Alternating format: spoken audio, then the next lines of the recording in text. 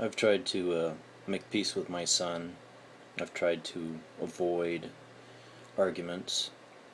I've apologized to him for being overeager to want to help him.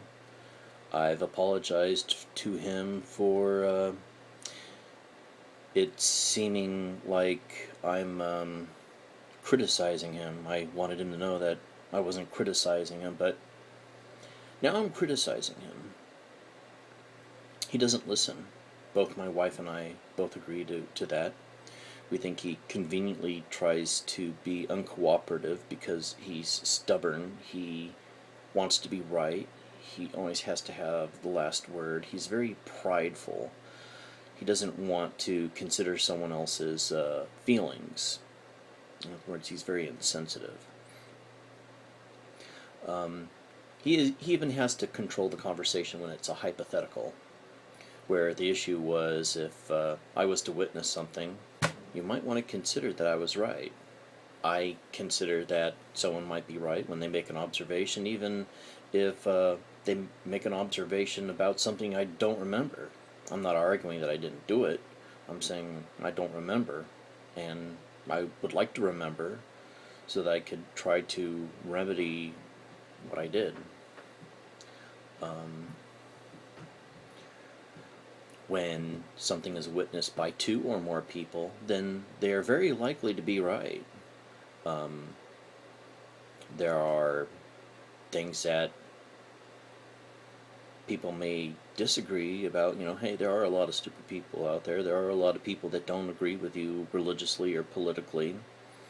Those may be exceptions.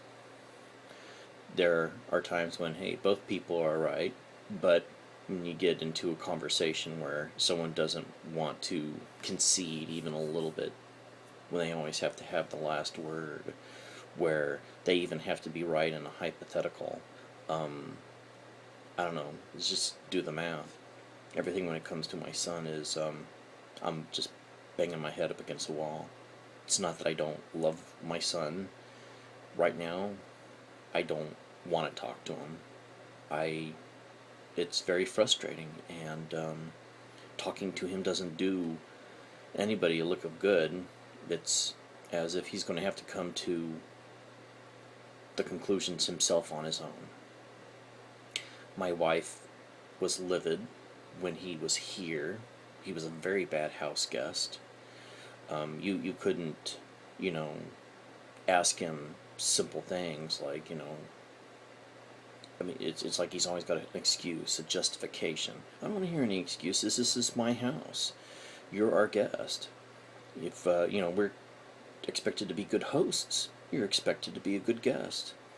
If you have some compulsion to wash your hands over and over again, especially when you're agitated, that's a fact.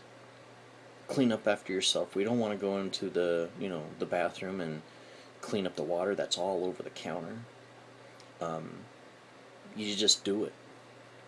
I paid for you to come out here and visit me. It's not like I'm asking you to pay me that back in cash. I just wanted to spend time with you. You denied me of that. We tried to find ways to get you to interact with us, and you avoided doing that. I don't care if there's bugs outside. Hang out with us. We're concerned about your health. You used to be an athletic kid. You used to be really muscular. Now you're this long-haired, skinny freak. You look sickly. You got an attitude problem. It's like I can't even have a conversation with you. It's bad enough that you babble. You always have to be in control of the conversation. You're conceited. You're rude.